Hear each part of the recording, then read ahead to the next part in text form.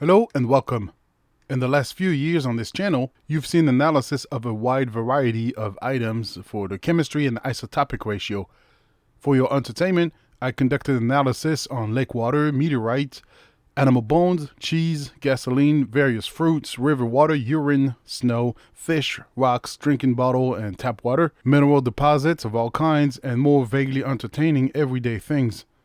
One big absent was ocean water. I've always been interested about the mineral makeup of seawater, and although a quick Google search could have easily quenched my curiosity, I decided to take a vacation somewhere warm while others enjoy winter here. It was a difficult decision, but I sacrificed myself for science. Once again, you're welcome.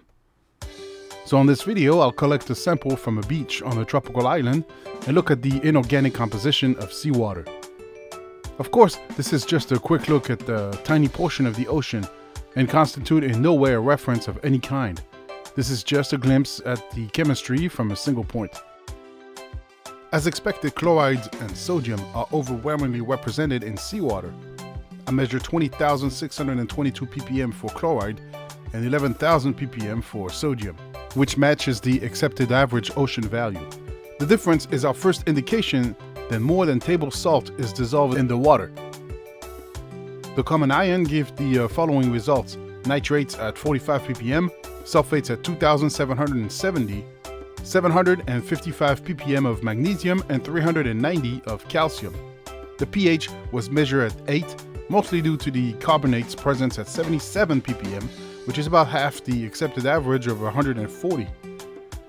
Because the oceans are so huge, some differences are to be expected with latitude, depth, current and flow, temperature, proximity to human activity, etc., etc.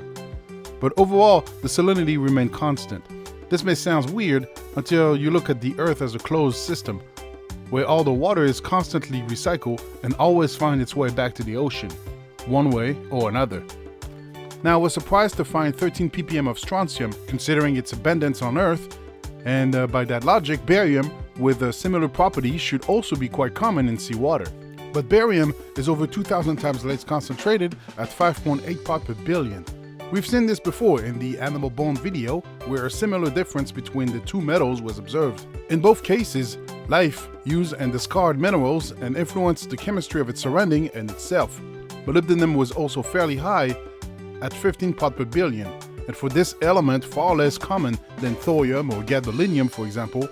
To be present at that level is a remarkable fact I did not know anything about until this study. Too much of it could rapidly become toxic, but marine life uses molybdenum, and oh hey Patrick, and this concentration reflects a healthy ecosystem. Sampling close to shore yielded more potassium, and because the area is a bay with boats and human activity and lower water circulation, aluminum, copper, and vanadium were higher than in open ocean. Iron is a difficult one. Its concentration varies greatly, and it's difficult to get a good estimate. My 12.1 part per billion seems plausible. Uranium and thorium were below average, and finally lithium at 1 ppm, which is a lot. Now would be a good time to talk about volcanoes. The tropical island I collected my sample from is home to a known active volcano. La Montagne Pelée, as it is known in Martinique, erupted several times in the past. The infamous 1902 eruption is one of the deadliest of all times. Lithium is one of the many elements released by some volcanoes, and apparently this one too. While doing research for this video, I came across a few papers that mentioned the lithium isotopic fractionation in the magma and Caribbean volcanoes. The process by which this happened is still debated, but it looks like lithium-7 could get depleted by as much as 0.07%. That might not seem like much, but in nature, any isotopic enrichment can greatly help geochemists understand process we can't always have access to, like the inside of an erupting volcano. So I checked the isotopic ratio of lithium in my seawater sample and got a very slight lithium-7 depletion of 0.02% and the same corresponding increase of lithium-6.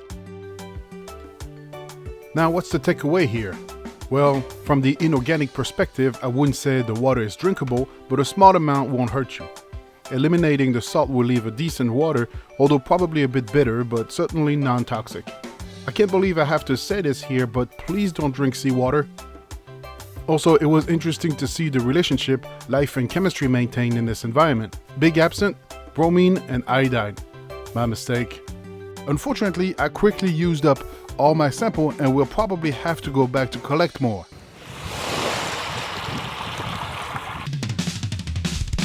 So, this is probably not your first YouTube video, and you know what to do. Thumbs up if you like it, subscribe if you want, Patreon, bell, share. I hope to see you again on the next one, and thank you for watching. Damn it!